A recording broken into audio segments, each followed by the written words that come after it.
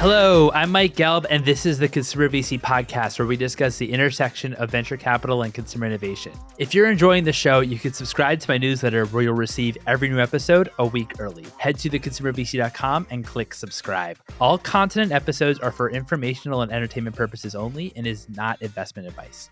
Before we get into today's episode, I want to tell you about aventure, a new platform that's about to launch that's making venture capital available to the masses.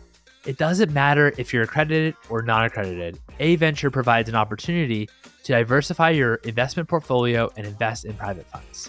If you're a fund manager, the aventure app also provides everything you need in order to make startup investments, including extensive research materials, seamless transaction processes, and allocation measures so you can properly diversify your portfolio. Now, typically, venture capital and startup investments are liquid, which is a major pain point for our industry.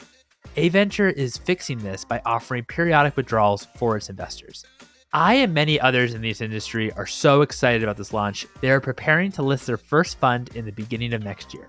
So if you want to be the first to know, join their waitlist at aventure.vc. Our guest today is Sean Riley, co-founder and CEO of Dude Wipes. Dude Wipes makes flushable wipes, billions of them, assembled right here in the USA. Dude is bootstrapped, only taking outside investment of $300K from Marc Cuban on SharkTank, and are set to do $90 million this year in sales. Unbelievable. We discuss his entire journey, from the aha moment to scaling the brand to where we are today. Without further ado, here's Sean.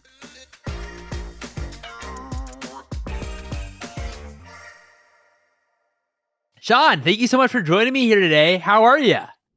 I'm doing good, Mike. Thanks for having me. Excited to be here, dude. Oh, thanks, man. Thanks so much for coming on the show. I'm so excited to talk to you and about what you've built with Dude. This is going to be great. So talk to me from the very beginning. What got you interested interested in like innovating and like how you wipe your butt? Yeah, for sure, man. I mean, they say necessity is the mother of all invention, right? So we were just dudes sitting around in an apartment after college, just like a situation anybody can relate to. How do we get out of the 9 to 5? How do we start our own business? How do we do something fun, work together? Just trying to open up our mind creatively to like looking for opportunities. And the first aha moment I had with the product was when I brought a bunch of baby wipes home from Sam's Club, stocked all the bathrooms with them. And this is your, 5-bedroom apartment, kind of Animal House style, 3 guys on the couch at all times, people going out a lot. So a lot of people coming through the apartment, a lot of people using our bathrooms. And very quickly it was like, man, guys, some guys are using these baby wipes. Some guys aren't. And any ones who weren't quickly got addicted once they started using them. So that was kind of the first moment, like right in our faces, like, hey, there's these baby wipes in our apartment that everyone's getting hooked on. Yet there's no cool brands out there. There's nobody really making, flushable products and selling them in a fun way. So, we looked at the market and the category and said, hey, this looks like it's growing. We think more and more people are going to get into this. We think it's super stale and it can be disrupted. So that's when we, started looking into it more seriously.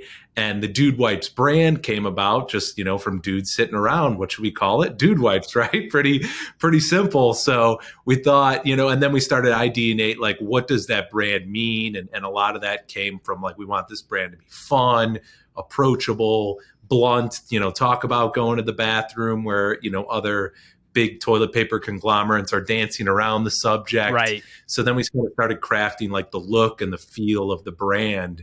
Honestly, before we even had an idea of who would make the product for us, we were all just like, how cool can this brand be? What can we do? And this was 2011, is that right? This is 2011. Yeah. When those conversations are starting to, happen around the apartment and start testing out different wipes.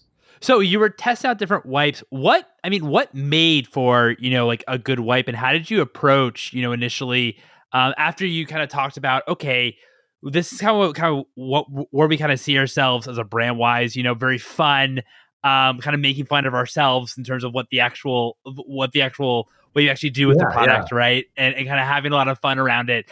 How did you also approach like the actual product itself, and in your mind, what makes like a great wipe? Yeah, for sure. I mean, the one thing we did, I always recommend to people is we made a one-page specification. So, you know, even had a Dude Wipes logo at that time before we even had Dude Wipes. So that logo sat on the letterhead. And then, we said, hey, we wanted it to be flushable. So make sure it was, passing those guidelines. We wanted it to be larger, than regular wipes. And our first product was little pocket-sized ones that fit in your pocket. So we're like, we want it to be in an individual sachet that it fits in your wallet and you could take it around everywhere. So those were some of the big things, the flushability, the size, and then for us, the packaging that we wanted into out the gates. And from there, we just started kind of blasting that thing around to anybody who would make wipes in the US who would talk to us, and there was kind of a short list because as professionals, we were trying to look, people are used to dealing with really big companies. And so not a lot of them want to take flyers on entrepreneurs and, start taking conversations to the next level. We did end up talking to some people who were, in the industry. So in the non-wovens wipes sort of like trade communities. And they referred us to a couple manufacturers, who they thought were best in class. And, one of those guys decided to take a meeting with us. And that's where we just started building that relationship. That's awesome. That's really cool. And on the and I appreciate you providing, you wanted it flushable and kind of pocket size, easy to transport. What was also your process? It seemed like you had a rough idea in terms of what you wanted the branding to be about. How did you also think about to actually get the word out and having people actually know who you are? Yeah. A good brand out the gate will help you get the word out organically. So the fact that our brand was so real, right? Like you could tell this thing didn't come out of a big CPG, boardroom. You could tell that it just came from, some guys. So the Dude Wipes like name gave us a lot of legs where people would have a Dude Wipe and give it to a friend. Hey, check this out. How funny is this? And we used to like go into bars and just put Dude Wipes around on all the tables. And then we'd sit back at our table and watch people get to the bar and pick up the Dude Wipes and look at them. And like, it never failed. They would turn them over. They would laugh. They would hand them to people. So like we would see this word of mouth just unfold right in front of our eyes because of like the fun brand and that no one was doing what we were doing. So that was everything at first. Like that was the only way to get the word out was word of mouth and sending Dude Wipes all over the place. So, shipping Dude Wipes to frat houses or music festivals or college campuses, anything like that. We kind of got confident in the early days. Like if we got these wipes into people's hands, that word of mouth would help us out because we like saw a lot of that in person. I appreciate that because it seems like you didn't really only rely on the online channel, e-commerce. You actually wanted to get into people's hands at events and actually kind of out in public and not just we're gonna blast this on social media. Yeah, right. Well, we didn't know how to sell on e-commerce at first. We didn't have like an e-commerce background or retail background. So, we were wholesaling to some people who were throwing them up on Amazon. And so we were just kind of like marketing, boots on the ground, trying to sell these things to anybody. So yeah, we ended up learning, as the first couple of years went by, okay, e-commerce is the first place we can really penetrate a lot of sales. But yeah, to this day, we're still super bullish on just getting Dude Wipes in people's hands and letting the rest unfold, especially now you're available everywhere. If people have an encounter with your product, they got a lot of options. They can get their hand on it, Totally. Now, was there kind of like a set, overall launch for Dude, or was it one of those things that you just kind of kept passing it out and kind of just did these kind of guerrilla marketing kind of tactics and getting in people's hands in these, interesting ways by leaving them in a bar, maybe showing up at a music festival there. But like how was there kind of like a set plan, or was it kind of just like just kind of putting things against the wall and seeing what would stick? No set plan. So as soon as we got the wipes, I can remember this big semi truck pulls around in Chicago, down a tight street, and he's thinking, where am I taking these pallets? And we got the first 4 pallets. We unload them. At that time, one of my partners had just moved into a condo, so he had a spare bedroom, and we just kind of like filled up the spare bedroom and just brick by brick thought, how do we empty this thing? How do we, get them in people's hands? So yeah, there was no fancy launch, just learn as you go. But a couple things started happening early on that, helped put wind in our sails. We got a nomination to be the most innovative wipe of the year, actually, in the trade, 6 months after being out. And that's like an award that Swiffer has won before. And our competition at the award was literally Kimberly Clark. So it was like Dude Wipes goes up on stage, presents, why they should win the award. Billion-dollar company Kimberly Clark goes after us and presents. So like we felt the buzz, but yeah, we're just bootstrapped, cutting our teeth, no official launches. What was at the point of the brand that you actually felt like there was something here, you and your buddies, that were like, okay, this actually could become, a pretty big business? Yeah, I always say we were very confident. As slow as those first years were, we made $125,000 the first year, $250,000 the second year. So, those aren't big years in terms of CPG. And we were very confident, though, that this idea would always pick up steam. But in terms of actually seeing something that happens, that gave us a lot more confidence. One of the first things was we were on the Fantasy Factory with Rob and Big. So if you've ever watched that show, Rob Dyrdek had a cool show where they would do anything and everything in this like kind of crazy reality show. And we were sending wipes to the Fantasy Factory to him and Big Black early on. And we get a call from the MTV producers in 2014, so pretty early on, saying, they got the wipes. We got your guys' notes. We think this is super cool. Rob wants to do a whole episode where one of the storylines is about having a clean hole alliance, and that he's going to promote wipes for, a cleaner way to go to the bathroom. And they did this fake PSA commercial and this crazy, stunt on MTV show just from us sending them product. And that aired in like January of 2015. And that was like, man, this is the coolest thing ever, right? Like we just put out this product a couple years ago, and here are a couple of our idols are on TV doing these funny, sketches with it. And we didn't have to pay $1 to get it done. And they were just embodying what we were trying to put out there, like have fun about this, do funny humor, do all sorts of wacky stuff. And it's kind of crazy when you think about it, 2 years or so after you launch, 3 years after you launch, like that is unfolding on national TV. So that was like our first, like, wow, like, mainstream, this got picked up a little. That's awesome. That's really cool. And that's, I mean, like incredible experience there. Being, picked up by a TV show for an episode. And, I mean, Rob Big, that really brings me back.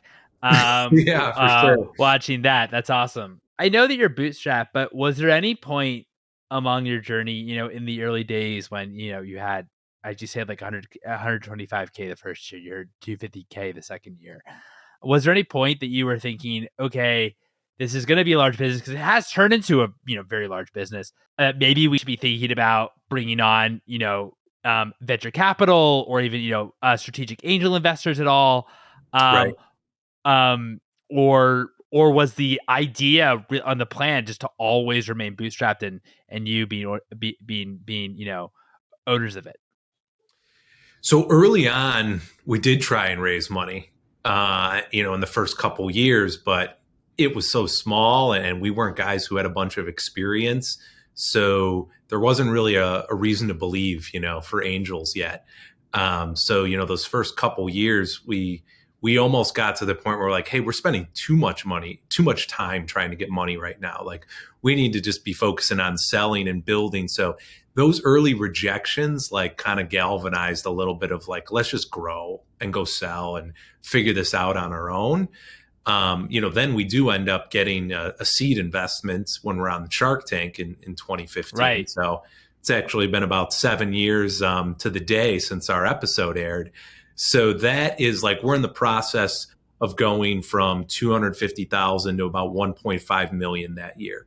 So that's like, and we're on Shark Tank and we're launching in our first store at Kroger. So like that's kind of a hyper growth year where that check coming in from Cuban actually really did help the capital because we were running out of money just to buy inventory to keep up with growth, and then getting a mentor on like Marc for the long run who has good network of people his own, awesome advice to give you all along the way because he's seen companies go from 500,000 to 5 million to 50 million to 500 million to 5 billion, like kind of you name it, he's seen it. So though those bootstrapped early days coupled with doing a deal with Marc on Shark Tank got us to a hump where we're okay, now we're a multi-million-dollar company. The banks will finance our capital. And, we just continue to grow at a nice trajectory on our own. While, of course, always taking conversations, with people along the way, because that's what it's all about. It's not like our options aren't always open, but we just hadn't encountered, a reason to go do that because we kind of did it the hard way the first 3 to 4 years. Then you kind of get to a spot where you don't need to keep chasing rounds and stuff like that. It's just all about growing the business, profitably, improving, you got something that's really organic and sustainable, For those first few years, how did you approach financing the business? Was it all through kind of credit cards and shuffling those, or like what were kind of the ways? And also, at what point did you hit profitability? Yeah, shuffling credit cards for sure. We've been profitable basically every year we've been in business because, the first year there was no salaries. So it was all just inventory and sales. The second year I come on at a very low salary. And so we were able to really not have much fixed costs and overhead to always be profitable. And then I always tell people, like, before you get to $1 million, the banks are tough. Before you book that $1 million year with the tax man, the banks aren't going to give you much. So then you're leaning into credit cards, Cabbage, which is now owned by American Express. We were pulling on that line like crazy, like high interest, internet lending that taps into your PayPal and tells you, how much they'll give you. And we actually had to get our credit limit upped with PayPal because we agreed to do a promo video for them. So we're like, we'll do anything to get a higher credit limit. Like, bring the cameras out here. We'll tell you how, great cabbages work for dude wipes. And they upped our credit limit to $100,000. And I remember that was a really big like moment that got us over a couple humps. So yeah, all those alternative financing things we were in for a while. That's awesome. Yeah. No, and I appreciate you sharing also that you were kind of profitable from day one, which is great. And you're always focused on that since you didn't, raise from VCs. What were some of like the scrappiest things that you had to do that you felt like in the early days that maybe you wouldn't have done if you were venture backed?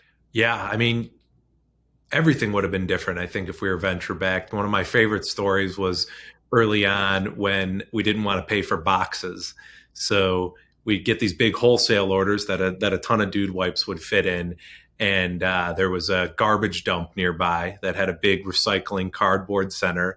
So we'd swing by there, we'd pick up a bunch of boxes, drop our dude wipes in them, tape them shut, bring them to UPS and ship them out. So, you're not doing stuff like that if you're VC backed, but the stuff that so that mindset's great to have, right? Just like, it's not about resources, it's about being resourceful and what can we get done, has really helped us out in marketing. So like, we know how to make $1 out of a dime. We know how to jump on a story on the internet that, a pitcher, had an accident in his pants when he took the mound and he was talking about it on a podcast. And then we're sending dude wipes to him and he's posting them on Instagram and then the news picks it up. And so we've done all these viral things over the lifetime of the brand because that's how we grew up, right? Like, we have to get attention on a budget. Another one, people know us for is we held up dude wipe signs behind the announcing desk at the World Series in Chicago in 2016.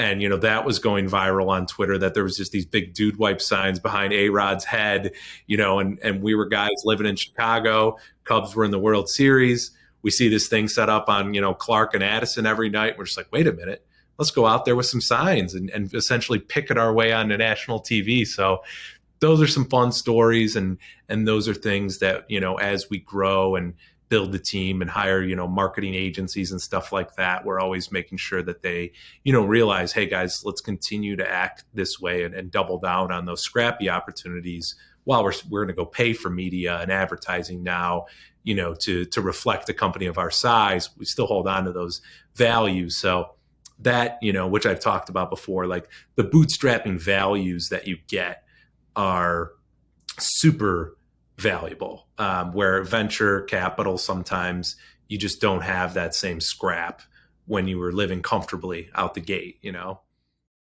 Totally. And maybe, don't really have maybe those like fundamentals per se of, hey, we have to actually grow profitable and we have to be profitable, today or tomorrow rather than, 5 years into the future, what have you, that you might be in a position of strength if you, or if you do have venture capital where you actually don't need to be profitable right away.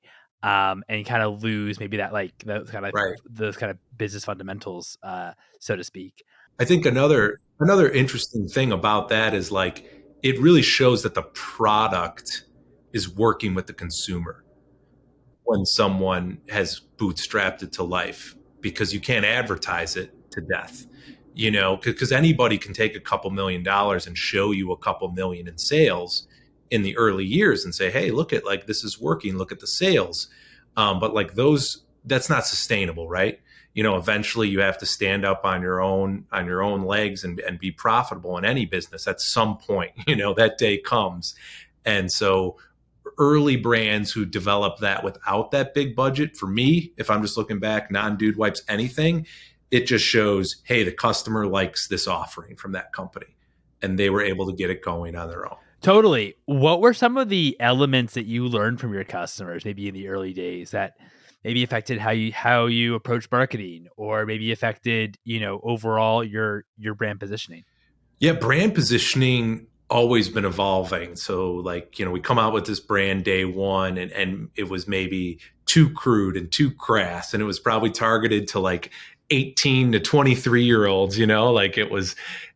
And we start understanding, hey, moms are using these dude wipes, or, hey, older guys in their 40s are using these dude wipes. So we kind of have some aha moments early on where we're like, oh, this is a lot wider, than we envisioned. There's all these different, people from all these different walks of life are using the brand. So that helped us like kind of like loosen up the brand and apply to, more ages. Definitely was something we learned early on. Like, we were young guys, so like we were building something for us, but then we realized all of these other people we didn't build it for were liking it. And we said, all right, well, like, let's reflect our marketing accordingly to involve them a little bit more.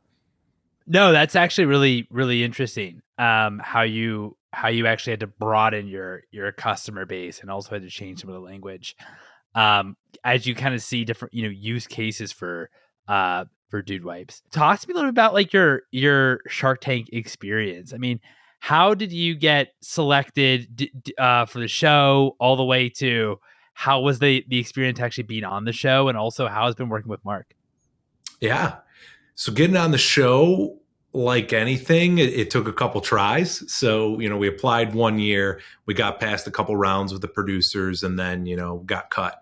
The next year we come back and we've grown, we're about to launch in a retailer, and we get through all the rounds with the producers, and they finally fly us out to LA. So, it's all about, for them, showing a business that's growing and has a good chance of being successful.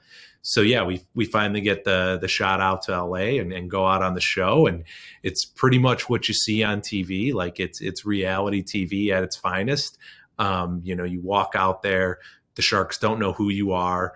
They don't know anything about the business. So you just walk in there cold, you give them the pitch, and then the Q&A just starts rapid firing, so maybe a little more chaotic than it looks on TV, because Mr. Wonderful's yelling over Herjavec, over, Cuban's yelling over Barbara.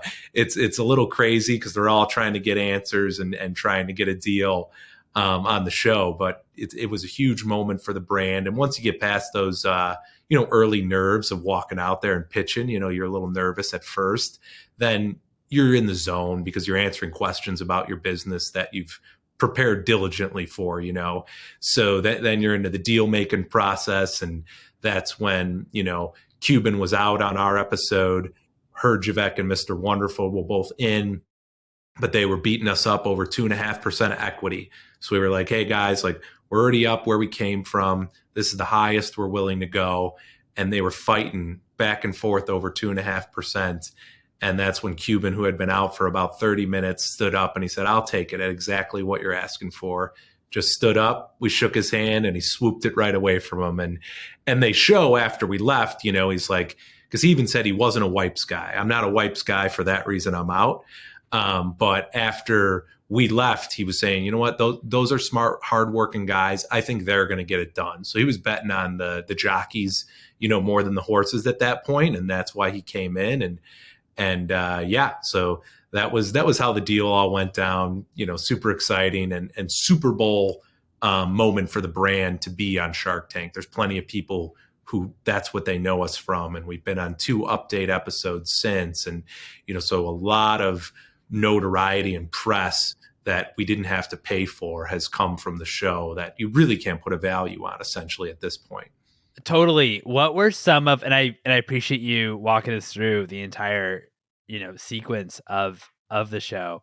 And I know it's like such an incredible bump when you're, a Shark Tank company and, kind of in the days that actually happens, you have to prepare your website that it doesn't crash or anything like that, just because people are always trying to buy your product. What were some of your, since you've, Marc's now, of course, been a partner in the business for, 7 years. What are some of the things you've learned from Marc and what impact has he had on your business? Because I think that when we see Shark Tank, we've seen, you kind of just see obviously the pitch and then the deal happen, but what's actually happened past the deal? So for us, Marc has been an amazing mentor, for the business.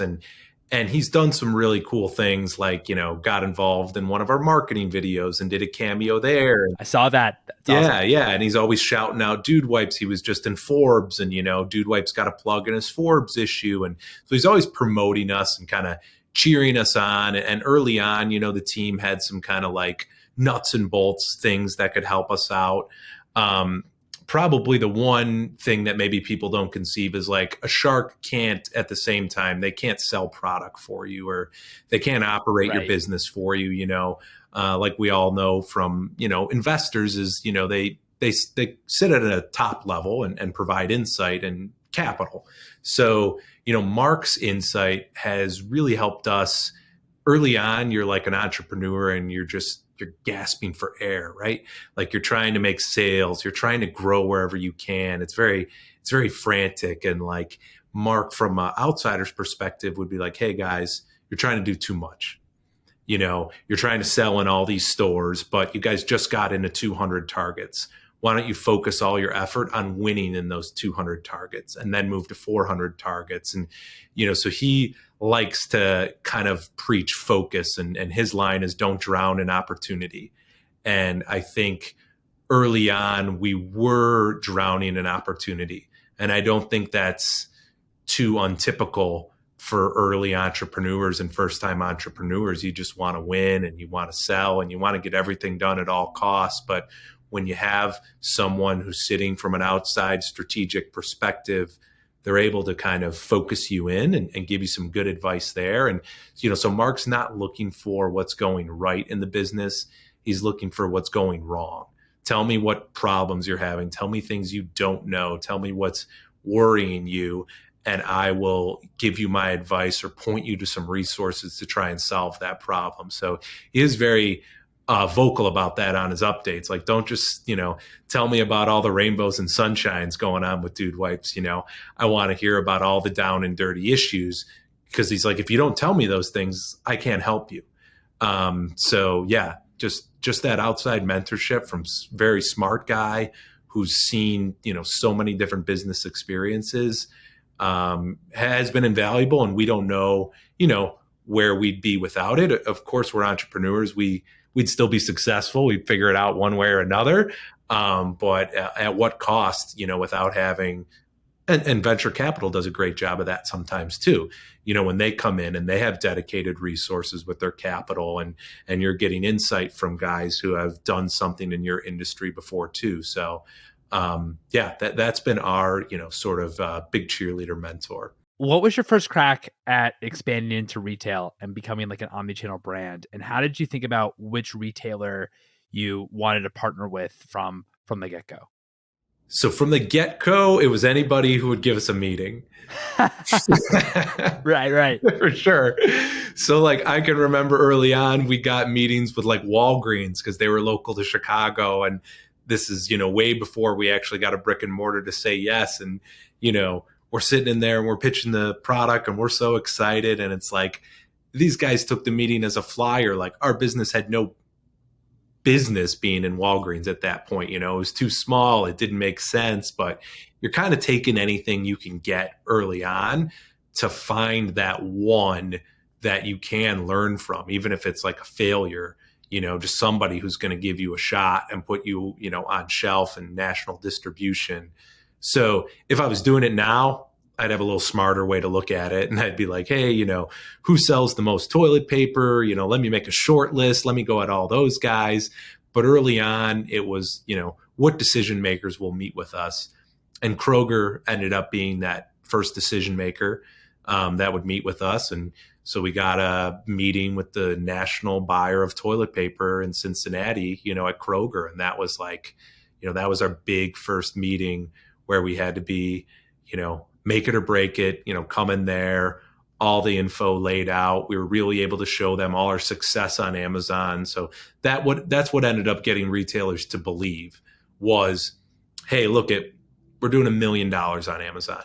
There's some proof here that the customer likes this product and we think your customer might too. And then you just get a guy who takes a flyer and believes in you. And so it was sort of a cowboy buyer at Kroger. And, he looked at us and he said, you know what, guys, I love it. I think you're onto something. I'm going to give you a shot. I'm going to put this one SKU in all stores, and we're just sitting there dumbfounded. And he's like, and don't screw it up. Don't let me down. Don't be short on inventory. Don't miss your shipments. Like I'm giving you, and he was right. He's like, I'm giving you guys a chance here that no one has gave you yet, and make sure you deliver. So you will find somebody eventually like that. If your product is working, you'll find somebody who wants to be that first risk taker, For sure. And I also love the fact that also it's, don't screw it up. Because, this is, your opportunity. And so as you say, be on time with your shipments, be on time on your back end and your logistics. Don't screw this up because, we are giving you a shot. And so, take it very seriously. That's amazing. How did you also think about maybe expanding beyond, product lines from wipes? And has that been, successful or not successful? Mostly unsuccessful for the most part. And I've been pretty vocal about that. We have launched deodorants and soaps and stuff like that in like 2019.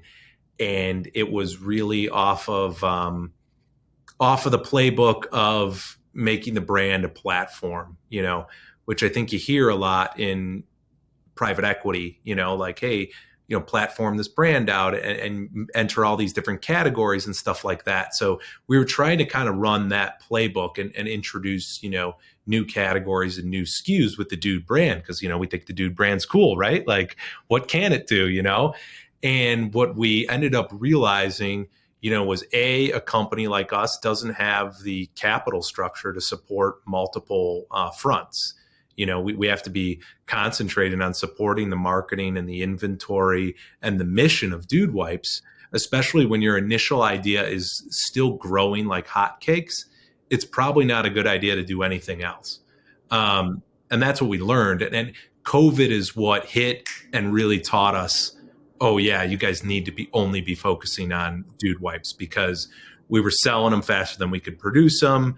All new people were getting hooked on them.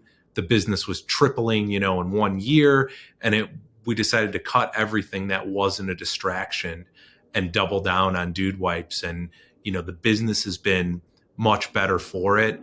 We still believe like we're day one in this business. Currently we're about 1% of the $11 billion plus US toilet paper industry. So we like to just say we're just a hair on a pimple of the butt of the toilet paper industry. Like we're nothing, like they don't care about us, and we can double and triple this business by getting to 2-3%. And, in my opinion, brands can really only mean like one thing to the consumer, like dude wipes means flushable wipes, and Cottonelle doesn't also sell paper towels, right? They just sell two products to wipe your butt with. One's a toilet paper and one's a wipe. So Charmin only sells two products, a toilet paper and a wipe. So, if you look to the really big strategics in CPG, they are concentrating on meaning like one thing to the consumer. So yeah, we're a lot less bullish on extensions. We do have some interesting stuff we're doing now where, at least if we're going to put out anything else, we're focused around the toilet and the conversation around there. So we have one pretty innovative product that's taken off a little bit called the Dude Bomb. So we say, before you drop a bomb, drop a dude bomb. And it's a little tab that hits the toilet, creates that odor barrier, also cleans it. So super innovative, kind of first of its kind product. And so we still are experimenting, especially online, to see if we can find another grand slam. But we're very vocal at never at the expense of, the girl that took us to the dance, which is dude wipes. Right. And not, I guess, too outside of, always kind of thinking about maybe cleanliness around the toilet per se, and not just like a deodorant or something that's, not. So it's always kind of focused on that one area. Talk me through a little bit of COVID. I'd imagine that I think that you alluded to that your sales kind of skyrocketed during it, but like, were you finding like different use cases for dude wipes? What were some of like what was kind of going through your mind when COVID first started happening? So it hit it really quick, right? It was like within a matter of weeks in March, all the toilet paper's gone, so nobody could have saw it coming in. And all of a sudden we're getting these purchase order requests from retailers that are like nothing we've ever seen before, 10 times the size of a normal purchase order. And so within a matter of 2 weeks, we have no dude wipes. They're gone, right? Like we're not going to sit on them. We're just going to sell them all to the consumers, So we get, completely wiped out of inventory, but we're always making more. So we make them here in the US, we store them in the Chicagoland area and we distribute from here. So very quickly we're getting replenished and we're shipping right back out. So it hits the floor, it ships out the door. It hits the floor, it ships out the door. That happened for about 6 months of just in and out inventory. But at the same time, we're working with our partner on manufacturing, who we've been with since day one. And we're just saying, make us more. Like, let's get on another line. And so we grew very quickly together to be manufacturing 3 times the wipes that we were making pre-COVID to serve, our customers. So call it the big retailers. But then the interesting thing that happened after that was the demand didn't go away. So once all of these retailers were back up full and toilet paper wasn't as good as gold, it wasn't this hot commodity that you could go to the store and you could buy either. People, just like we were those early days, the dudes in the apartment, people got hooked. They had to try it because there wasn't these other options. And now they're in the category long term. So it kind of sped up like the adoption curve of dude wipes a little bit. Hyper speed over the course of a year. And, 2021 was a much bigger year than 2020. 2022 was a much bigger year than 2020. So I think that's, from the outsider's perspective, probably the most interesting thing. It wasn't like hand sanitizer, where the sales go through the roof and now they're back at the floor. It was, this growth curve has continued in our category. Yeah, it's actually like a stickier product per se. And that people are actually, the retention rates are actually pretty good. And people Yeah, are actually reusing it. And it's not exactly. just like, as you said, like hand sanitizer where there's huge lift the past couple of years, but it's probably going to go down.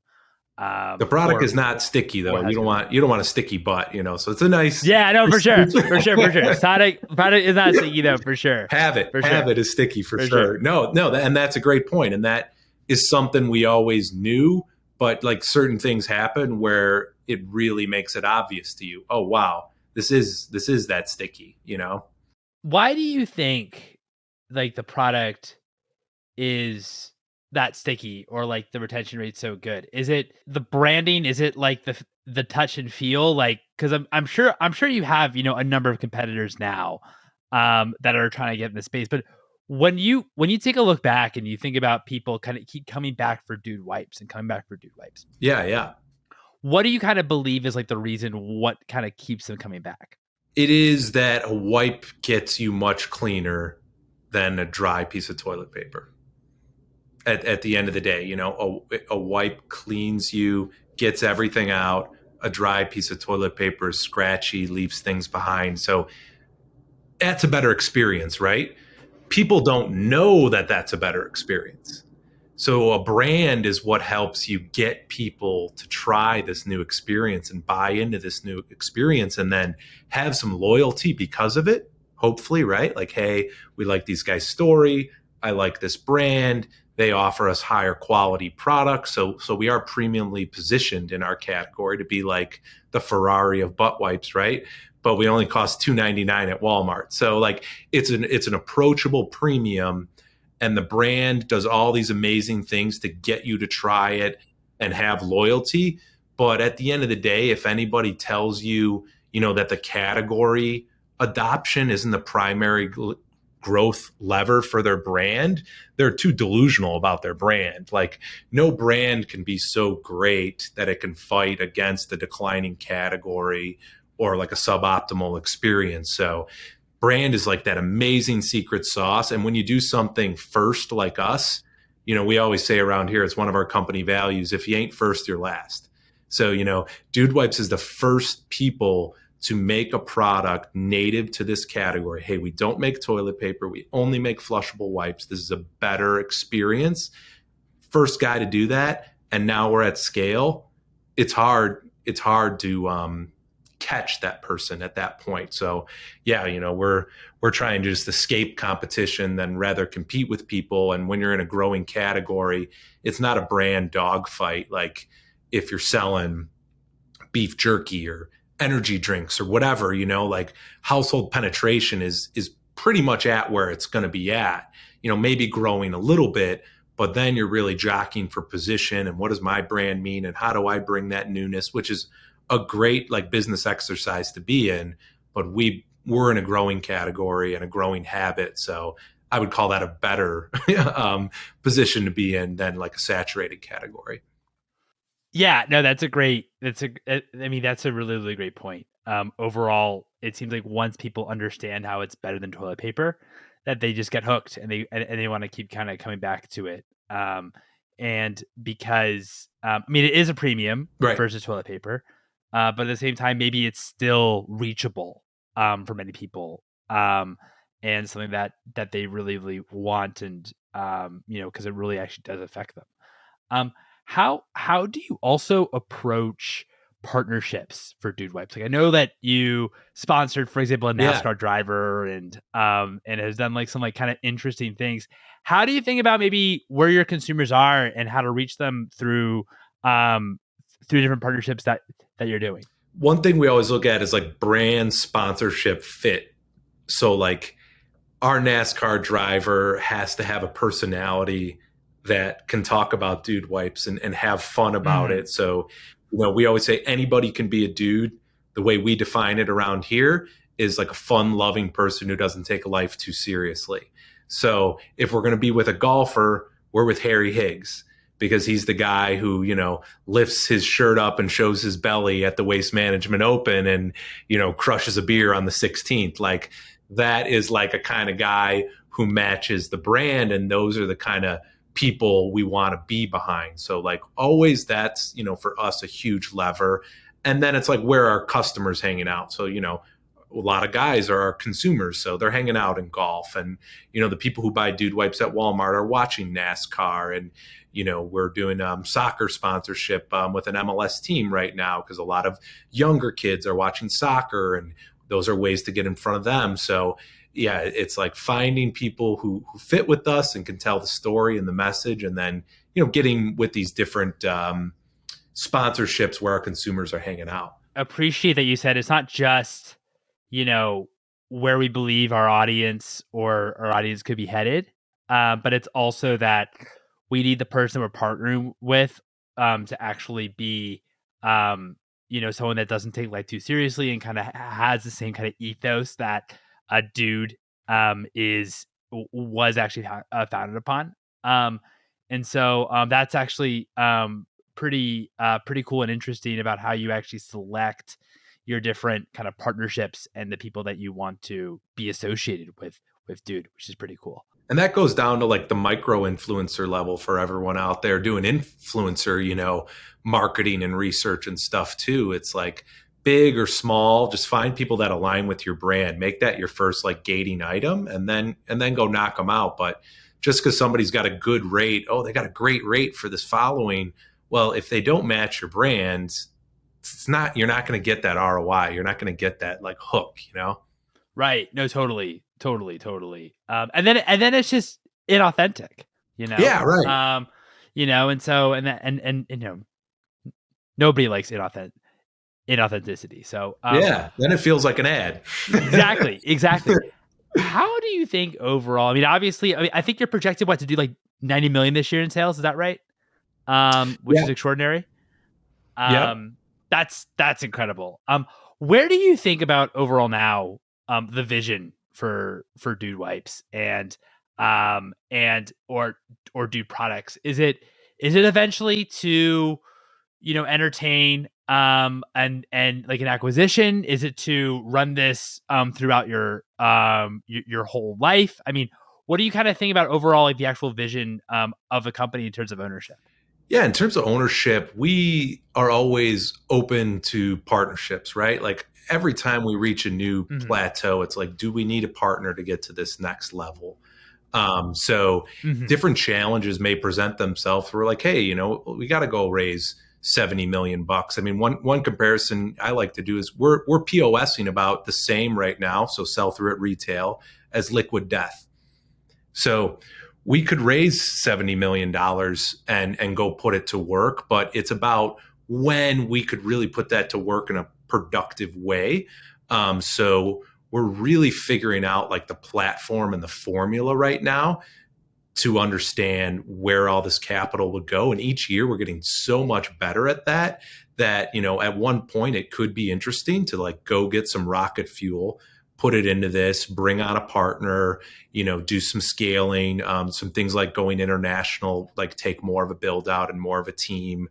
But, at the same point, you look at like something like Sarah Blakely did with Spanx, like, yeah, you also don't need to do that, to take it to the, to the end of the road and sell it to the big conglomerate and everything like that. So we always say, we should run this company like we're going to hand it to our grandchildren, which means like doing things the right way, investing in the right things, and being profitable and figuring out the formula that runs the best. And then at the same time, we have lots of optionality to look at growth levers, if and when we need them to take us to the next level. So always open-minded, but we don't have the luxury of running the business not like we're going to hand it to our grandchildren, because there's got to be profit. We got to continue to grow those lines with the bank. We got to serve our customers in all those ways. So we can think of a bunch of fun things to do with a larger capital structure, but you know what? We do a bunch of fun stuff right now too. So yeah, it's always just kind of living in the present, being mindful of all of these different opportunities we could take advantage of, but just staying true to what we know right now. I appreciate that, because it's like, as you say, like you could go out and raise a big round and it looks awesome on paper, but at the same time, what do you actually want to spend that money on? What it actually makes sense that you're not currently doing? And it seems like you're in a good position, because it's like, well, that question gets harder and harder to, answer year over year in terms of what we would do. So why actually do it? I mean, maybe it's international, but that also presents a whole new range of challenges as well when it comes to the build out. So that's super super cool how you're approaching building Do Wipes as this like next kind of phase, which you're going to soon cross the $100 million mark revenue per year, which is just extremely exciting. What's one book that's inspired you personally and one book that's inspired you professionally? Yeah, personally, I read a good book this year. The Mind Body Prescription has been a cool book personally I read this year because, like, as an entrepreneur, you have a point where you realize you also have to like focus on your health, and you can't keep chasing the business, otherwise you'll like spin out or you'll burn out. So always been conscious of that, like get your exercise in, go meditate, like do stuff like that. But what the Mind Body Prescription talks about a lot is that everything in your mind and body are so interconnected that literally if you're not taking care of one, the other can't work properly. So I used to look at it as only like anti-burnout, but it's like, no, also taking care of your body is going to help your mind perform better, and you're going to make more money because of it.